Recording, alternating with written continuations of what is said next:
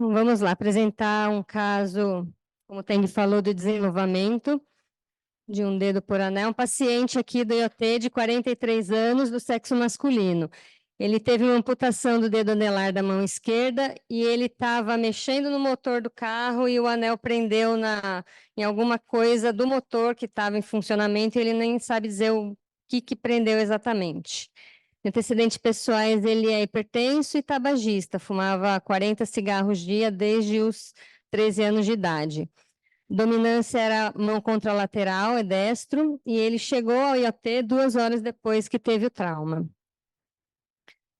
Aqui estão as fotos dele mesmo, com a amputação, perdendo a falange distal e também a cobertura cutânea, tanto da porção volar quanto da porção dorsal do dedo, anelar dessa mão.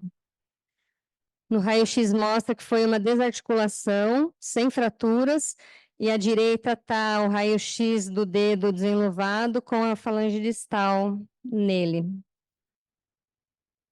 Aqui uma visão do dedo avulsionado ao lado do coto, mostrando tanto a parte dorsal quanto a parte volar. Se a gente for tentar entender um pouco da lesão por avulsão por anel, tem alguns trabalhos biomecânicos, esse é um bem interessante, que é de 99, eles fizeram um modelo de avulsão por anel. Normalmente o anel ele é preso na porção volar, então eles fizeram um aparelho com cadáver, que tinha um gancho prendendo o anel e tinha um controle da força de tração, tanto do membro para baixo, e aí era medido em cima e filmado numa câmera. E tem os passos aqui nas fotos à direita, mas é um artigo que a foto não estava tão bom. Então, tem um outro artigo que mostra de forma esquemática. Aqui, essa figura A é um dedo normal. Na figura B, à esquerda, a gente pensa que a tração começa a volar, e aí essa tração volar acaba rodando, inclinando o anel, de forma que a parte dorsal acaba indo para proximal. Conforme essa tração continua, essa pele dorsal sofre um corte, um ferimento, e com a tração, a tendência é ocorrer uma hiperextensão da metacarpo falangeana, e aí, consequentemente, tem uma flexão das interfalangianas proximais e distais compensatória. Dessa forma, as articulações fletidas, elas acabam adicionando uma dificuldade para o anel passar pelo dedo.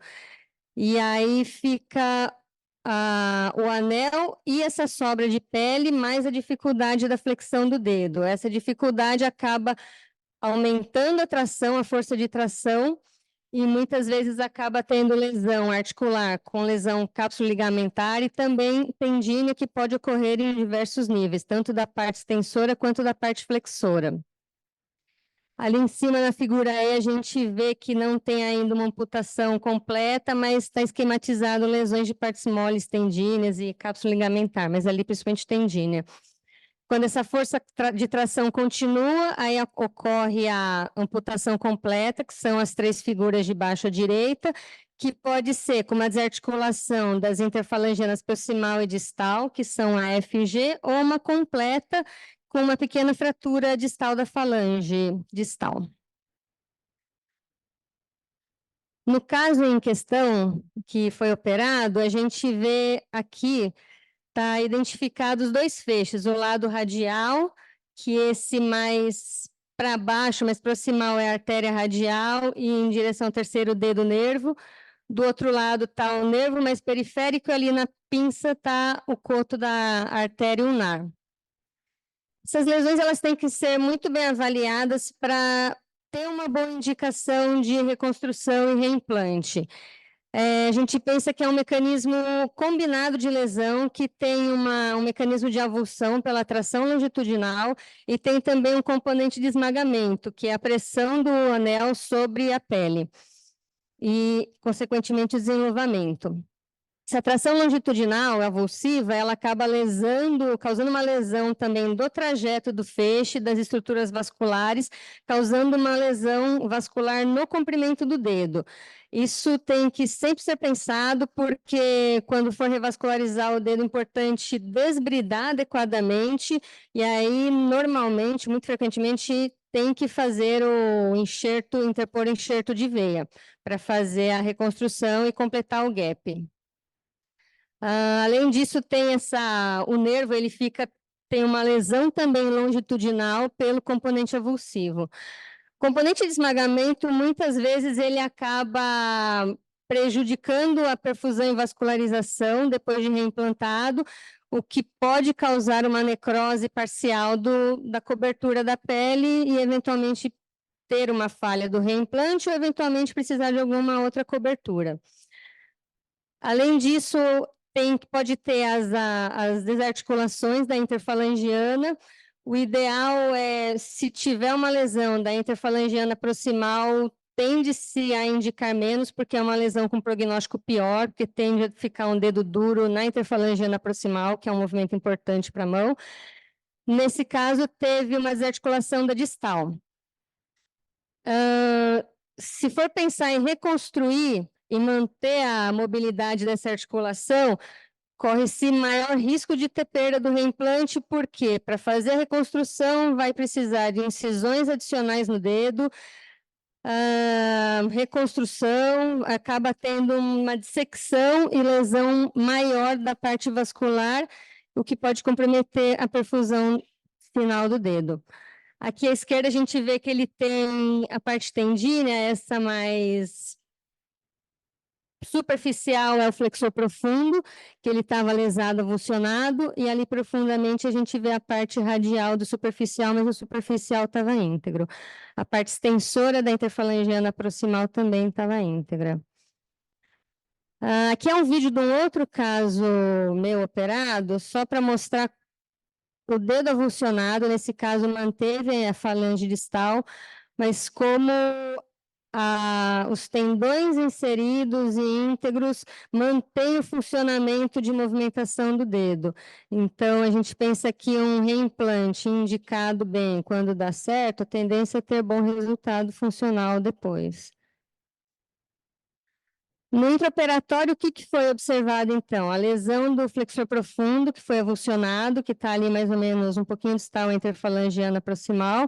O superficial estava íntegro. No dedo que foi amputado, dissecção, não foi identificado o feixe, nem a artéria, nem o nervo do lado radial, que é essa parte que no coto de amputação está mais longo.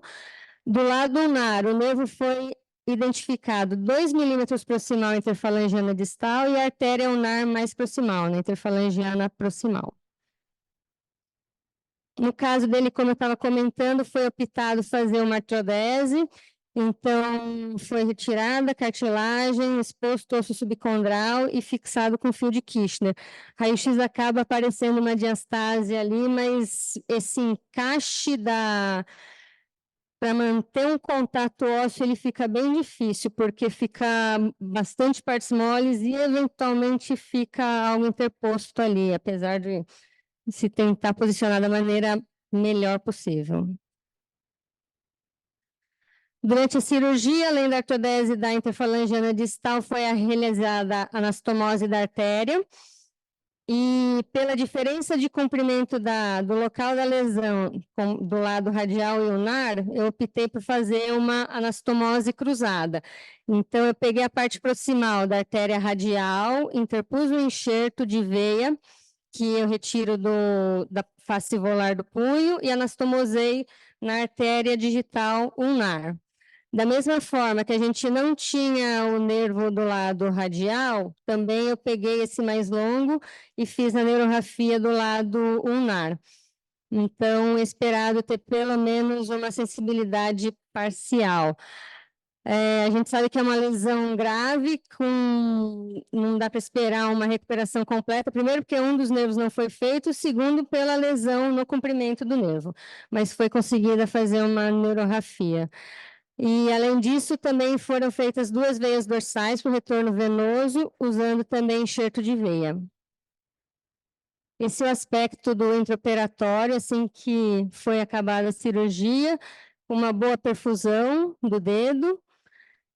E ficou muito bom saindo da cirurgia. Paciente internado no quinto pós-operatório manteve boa perfusão, sem sinais de congestão, edema. O que se vê é uma área de sofrimento na base da pele do dedo avulsionado, da parte volar principalmente, e ali também no punho, a região da retirada do enxerto de veia. Com 17 dias, ele já estava vindo no ambulatório para ver curativo, e nesse dia ele mantinha boa perfusão, bom aspecto, tanto com relação à perfusão, também quanto retorno, drenagem venosa, só que aquela área proximal da base teve um sofrimento e uma necrose, e é justamente uma área que passa o feixe, a artéria e o nervo reparados na cirurgia. Se ele veio no ambulatório esse dia mesmo ele foi internado e operado para ser feito um desbridamento dessa área necrótica. Ficou essa área exposta, apesar de ser a área do feixe, tinha um tecido de granulação cobrindo o feixe. E aí foi optado fazer um enxerto de pele total nessa área. Ele foi de alta no dia seguinte, acompanhando no curativo ambulatorial, esse é o aspecto com 1 mês do reimplante. Então, cerca de 15 dias desde que foi feito o desbridamento e o enxerto. Tem uma área de crosta, um enxerto com uma boa integração, sofrimento leve, mas que bom aspecto. Com 2 meses, foi retirado os fios de Kirchner e encaminhado ele para a terapia ocupacional. E liberado também para utilizar mais a mão, tirar a imobilização dele, porque até então ele estava com uma tala engessada. Com quase 3 meses de pós-operatório do reimplante, ele vem com o dedo totalmente cicatrizado, enxerto integrado, sem área de crosta, boa perfusão, só que é um dedo insensível e nessa consulta ele veio com uma queimadura na polpa digital. E só que tinha esse aspecto sem infecção, um fundo relativamente limpo, foi decidido fazer curativo e ter uma cicatrização por segunda intenção dessa úlcera. E foi orientado ele também a tomar mais cuidado ao utilizar o dedo. No retorno, com 3 meses e meio, ele já tinha uma cicatrização completa dessa polpa digital e da área da queimadura. O restante continuava bem, com aspecto bom, melhora do edema até.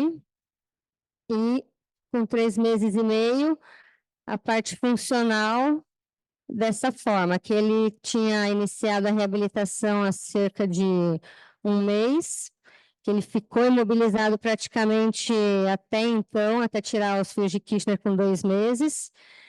E aí ele mostrava essa flexão da interfalangiana proximal, a metacarpofalangiana livre, e a distal não tinha expectativa mesmo de movimentação, porque foi artroderada.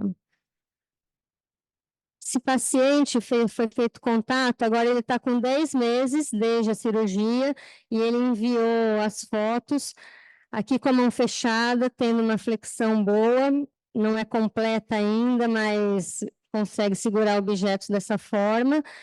E também ele mandou um vídeo atual dele fletindo o dedo. A gente percebe que ele flete ativamente a interfalangiana proximal.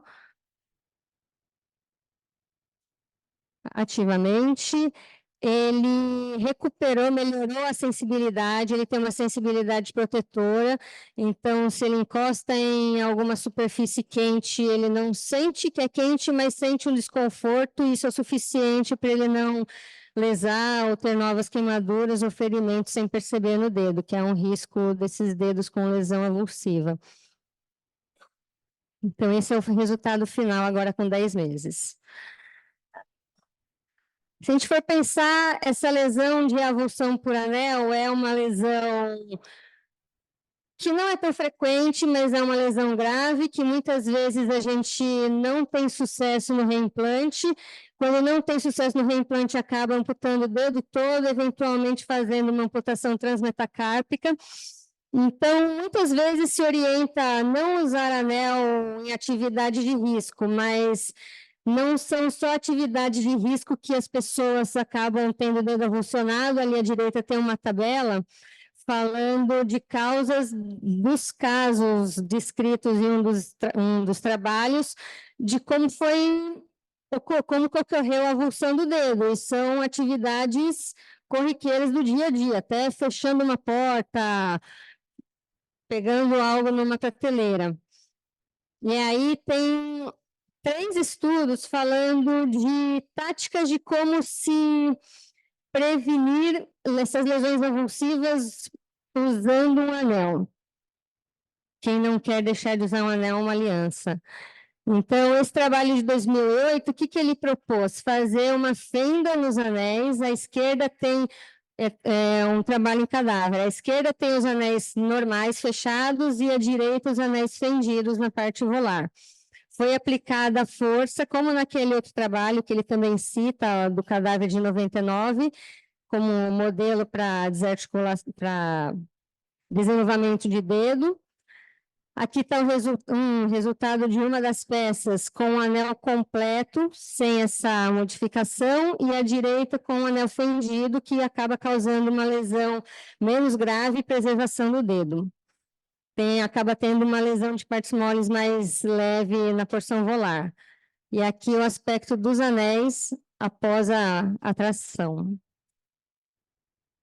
Esse outro trabalho, ele estuda como funciona essa tração quando é usado um anel de silicone, que o anel de silicone é algo usado, vendido, e não se tinha trabalho sobre se era seguro ou não com relação a esse tipo de lesão. Então, esse trabalho, ele fez também o mecanismo de enganchar o anel, fazer a força de tração, medir a tração e ver o resultado e o tipo de lesão que ocorria.